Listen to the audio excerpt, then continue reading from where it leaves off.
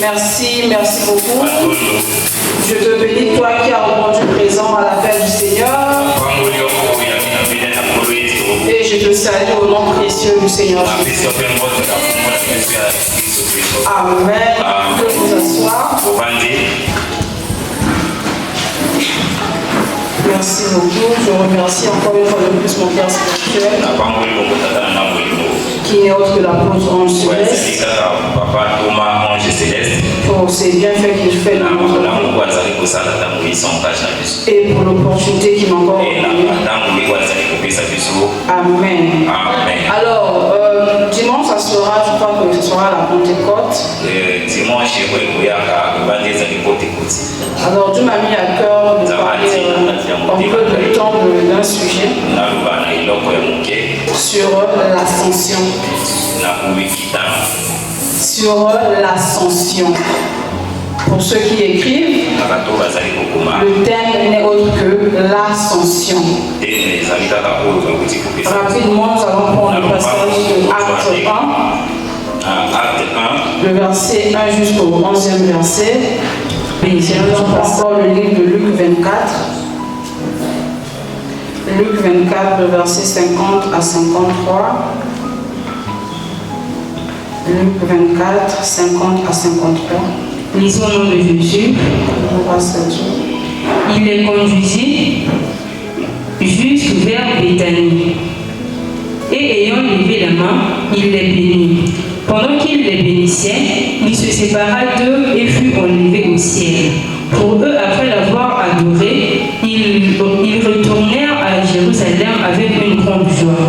Et ils étaient continuellement dans le temple, louant et bénissant Dieu. Amen.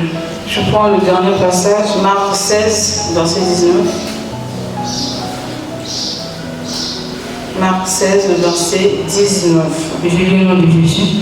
Le Seigneur, après leur avoir parlé, il fut enlevé au ciel et il s'assit à la droite de Dieu. Parole du Seigneur. Acclame la parole.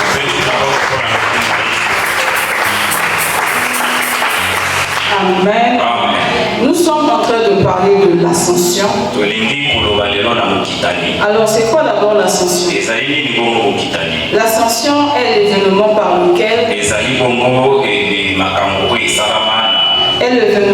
lequel Jésus, après sa résurrection,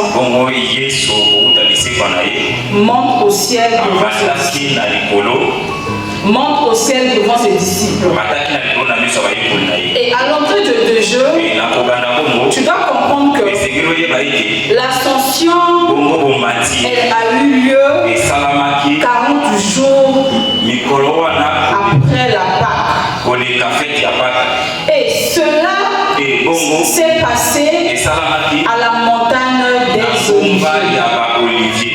À la montagne des Oliviers, près de Jérusalem.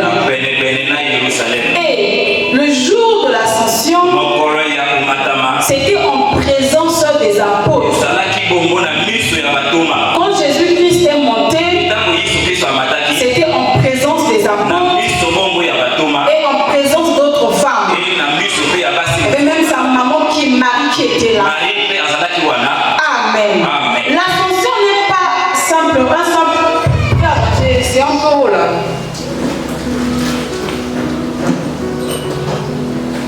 Amen. Amen. L'ascension n'est pas seulement. L'ascension n'est pas simplement un départ. Mais cela est une entrée triomphale de Jésus-Christ de Nazareth dans sa gloire. Alléluia. Jésus-Christ, après sa résurrection, il est allé au ciel. Et quand il est monté au ciel, quelque chose d'extraordinaire s'est passé. La Bible nous a montré que quand Jésus-Christ est monté au ciel,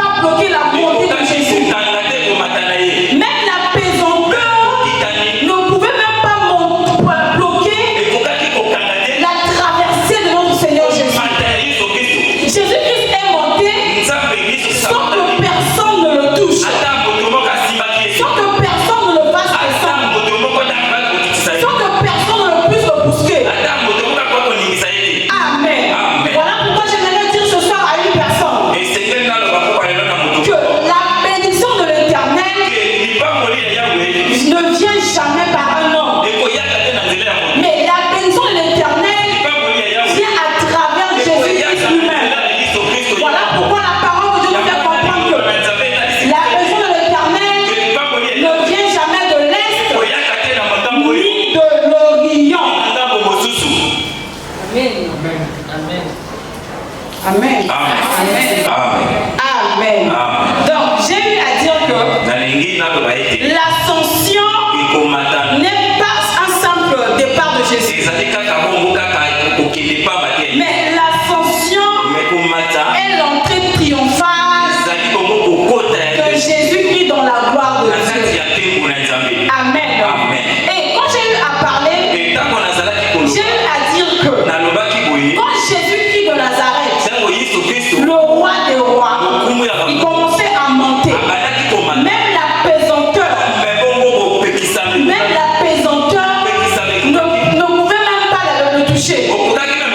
Même la pesanteur ne pouvait pas le toucher. Même la pesanteur ne pouvait même pas faire à ce que Jésus-Christ puisse descendre. Amen. Le diable, quand il prend quelqu'un, il peut le soulever. Mais à un certain moment, le diable, quand il voit que tu as une grande pesanteur en toi, surtout que tu pèses sur sa main, il te lâche. Mais cela est contraire avec Dieu. Dieu de gloire, Seigneur de gloire, quand il te prend, quand il te lève de gloire en gloire. Amen. Vous avez un peu compris ce que c'est la pesanteur? Vous avez compris ce que c'est la pesanteur? Amen. Amen. Alors, pourquoi Jésus-Christ est-il monté au ciel? Pourquoi? Pourquoi Jésus-Christ n'a pas voulu rester sur la terre, mais il a voulu monter au ciel? Amen. La Bible fait comprendre que si Jésus-Christ il a voulu monter au ciel parce que sa mission sur la terre a été accomplie. Pourquoi Jésus-Christ est-il monté au ciel?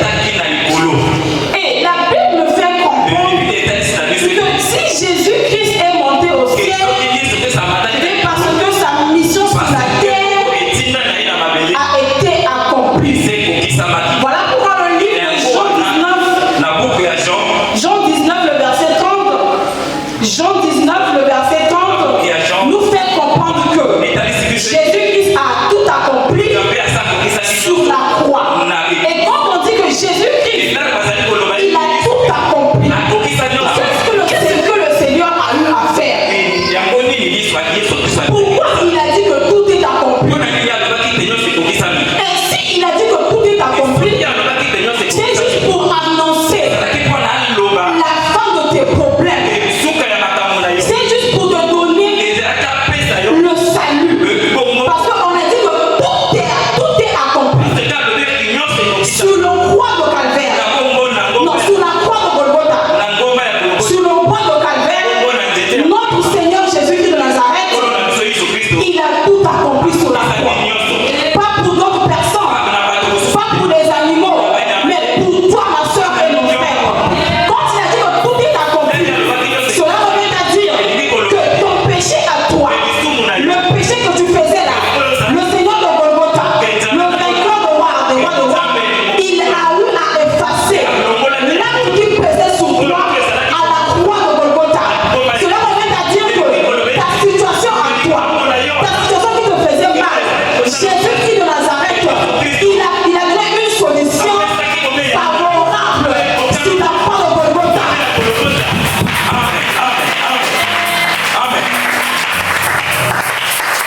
Et en dépit de ça, ce que j'aime, et la croix a ouvert un chemin entre nous et Dieu de gloire.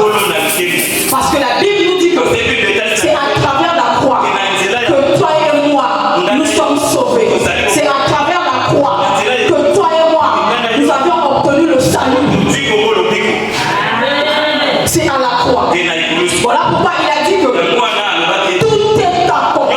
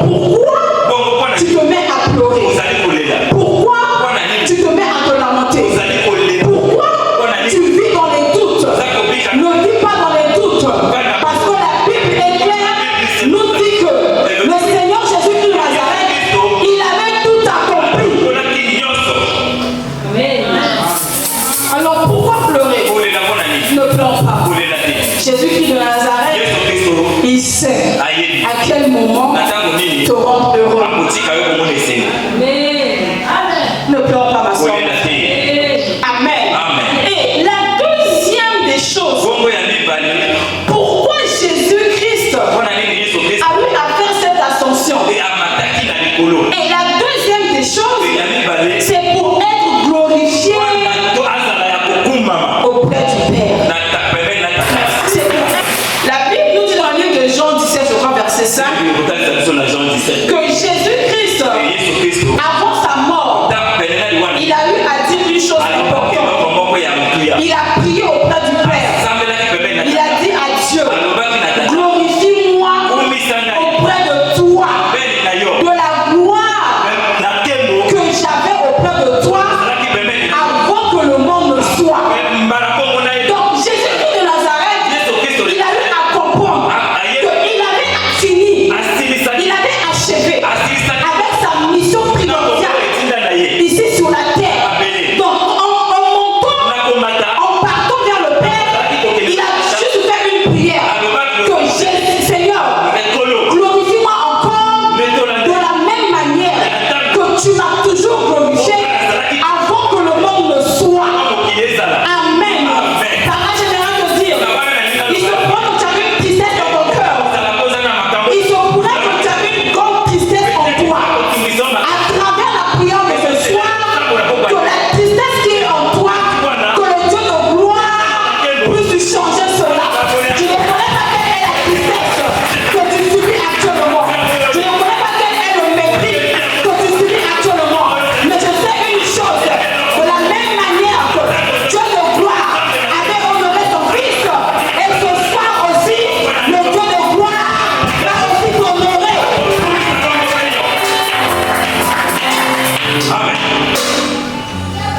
Il va aussi t'honorer. Alors sois calme, sois posé. Parce qu'en toi, tu n'as pas cru à n'importe qui, mais tu as cru au Seigneur Jésus-Christ, le vainqueur de Golgotha, le lion de la tribu de Juda. La Bible nous fait comprendre que actuellement là où nous parlons, que le tombeau est vide. Ton père qui vivait, il se pourrait qu'il est déjà mort. Mais quand tu es parti l'enterrer, jusque-là, il est encore dans le tombeau. Mais il y a une personne au-dessus de tous les noms, le roi des rois. Jusqu'à présent là, quand on va là-bas, là, on l'avait enterré, son tombeau est vide. C'était pour montrer que non, il a pris la victoire sur tes problèmes. Quand on parle du tombeau qui est vide, quand on parle du tombeau qui est vide, c'est justement pour te montrer que non, ton problème, tes difficultés, ton souci, Jésus de Nazareth, il était mort avec ça et il s'est ressuscité avec ça. Actuellement là où nous parlons là, le tombeau est vide. Alors pourquoi tu te tues?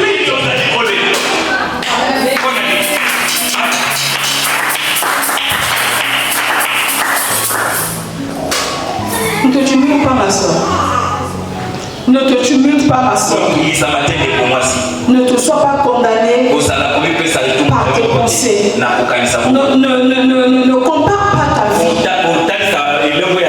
avec la vie des autres. Chaque chose a son temps. C'est pas parce que l'autre a eu aujourd'hui que toi demain tu n'auras pas. Non. J'aimerais d'abord ouvrir une petite parenthèse. Vous savez que quand Dieu a eu à dire à Noé de faire l'arche, Noé a fait l'arche de la même manière dont le Seigneur l'a dit. Mais ce que j'ai aimé avec Noé, en faisant l'arche, il pesait entre tous les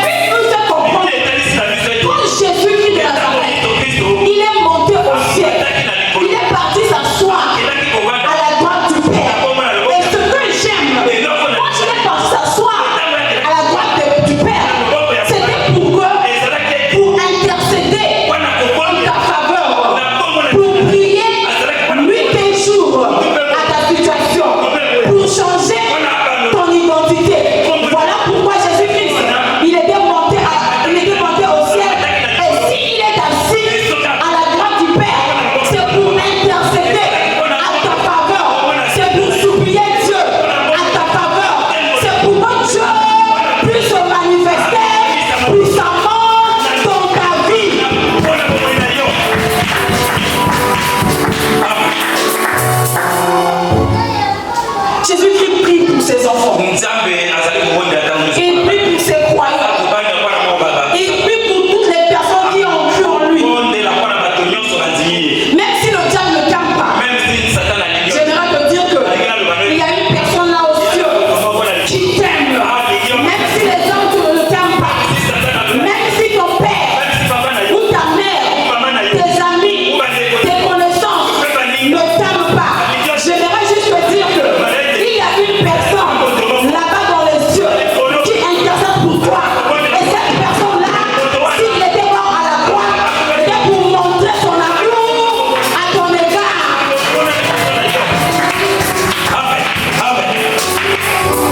Et s'il est parti, après avoir intercédé, s'il est monté là-bas auprès du Père, c'était pour nous réserver aussi une place. C'est pour nous réserver aussi une place. Nous préparer une bonne place pour que ce jour-là, nous serons tous accompagnés des anges. Amen. Donc l'ascension a fait à ce que je puisse intercéder à ta faveur. Et l'ascension a fait aussi à ce que ce Seigneur Jésus-Christ puisse te préparer une place. Une bonne place. Une place où il n'y aura que de l'amour. Une place où il n'y aura que de la joie. Il n'y aura pas de la tristesse. Il n'y aura que le bonheur. Il n'y aura que le succès. C'est l'ultime chose que Jésus-Christ de Nazareth est parti faire auprès du Père. Et l'ascension nous fait montrer aussi que Jésus-Christ, quand il est parti, il a eu à dire à ses disciples, je vais monter, je suis parti, vous préparez une place. Mais derrière moi, je ne vous laisserai pas seul. Je vous enverrai une chose extraordinaire. Je vous enverrai une chose surnaturelle. Je vous enverrai une chose qui est au-dessus des lois de votre famille. Et quelle est cette chose-là? C'est que le Saint-Esprit, Jésus-Christ de Nazareth, il a eu à dire, je suis parti, mais je ne vous laisserai pas seul. Je ne vous laisserai pas orphelin. Je vous enverrai une chose qui viendra pour vous soulager, une chose qui viendra pour vous consoler. Et cette chose importante, ce n'est que le Saint-Esprit.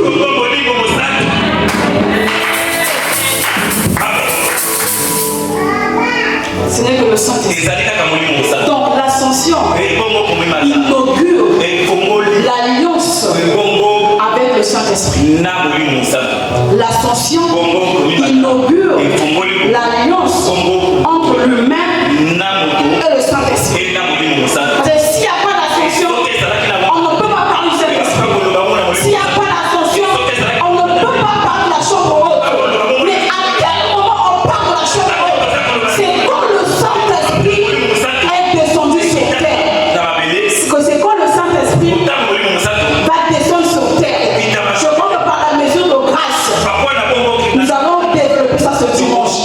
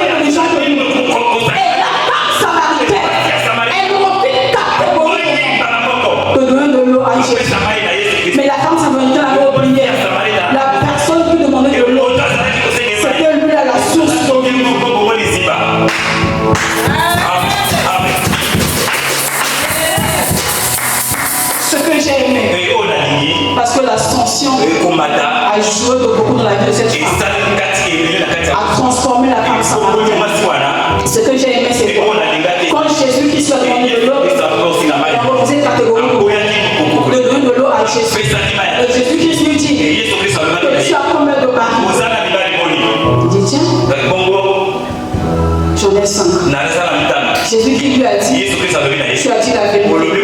Tu n'as pas menti. Jésus-Christ encore, poussé par l'esprit, vu que c'est un grand esprit, il a dit, même actuellement là, tu as un autre mari, l'homme avec lequel tu es là, ce n'est pas ton mari.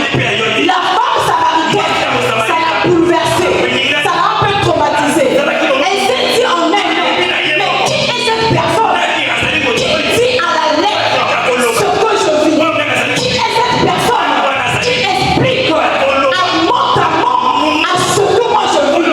Cette femme samaritaine, elle a eu à comprendre que je ne suis pas devant n'importe qui. Je ne suis pas devant n'importe qui. Je suis en face d'une personne qui peut changer ma vie. À l'instant, la Bible nous dit que la femme samaritaine, elle avait en elle une cruche d'eau. Elle avait en elle une cruche d'eau. Une cruche. Elle a compris que aussi longtemps que j'ai cette cruche-là, ça va me limiter. Aussi longtemps que j'ai cette cruche-là, je ne serai pas transformée. Il se pourrait que toi aussi, ma soeur, tu as une cruche en toi. Quand je parle de la cruche, ils ont des problèmes. Quand je parle de la cruche, ils ont des difficultés. Quand je parle de la cruche, ils ont des choses que tu traverses. La femme samaritaine, elle a eu à comprendre que aussi longtemps que j'ai cette cruche-là, je ne pourrais pas me transformer. Aussi longtemps que j'ai cette cruche-là, je serai toujours limitée. La Bible nous fait comprendre que cette femme samaritaine, elle qui était limitée, cette femme samaritaine, elle qui partait toujours avec les maris de bruit. Quand elle a compris cette chose, la femme samaritaine, elle avait la cruche en elle. Elle dépose sa cruche. Quand elle dépose la cruche, elle fait tomber. Elle fait briser. Elle fait briser. Elle fait... Non. Quand elle a compris cette chose, en déposant la cruche, elle a fait briser. Elle fait briser toutes les limites. Tout ce qui l'a condamné. Elle a pris la cruche là. Elle a déposé. Ce soir, nous aussi, étant enfants de Dieu, nous aussi, étant des femmes spirituelles, nous aussi, étant des enfants spirituels, nous allons aussi déposer par la foi la cruche que Satan le diable a mis sur notre chemin. Je ne connais pas quelle est la cruche que tu as maintenant. Il se pourrait que ça peut être le manque de stabilité. Il se pourrait que ça peut être le manque de paix. Il se pourrait que ça peut être le manque de mariage. C'est ça aussi une cruche que Satan le diable a eu à tenir en captivité sur ta vie. Alors cet après-midi, on va prendre la cruche de cette femme samaritaine. Nous allons déposer la cruche afin d'être transformée. Et regardez un peu, quand cette femme samaritaine, elle a eu à déposer la cruche. La Bible nous fait comprendre une chose. Jésus-Christ de Nazareth, elle a vu la dimension. Elle a vu comme cette femme samaritaine, elle a compris que non, là je ne suis pas devant n'importe qui. La Bible nous dit ceci que non. Dieu de gloire, le Seigneur Jésus-Christ, il a dit à la femme samaritaine, tes péchés se sont pardonnés. Amen. Tes péchés se sont pardonnés. Quel est le péché qui te lie? Quel est le péché qui te condamne?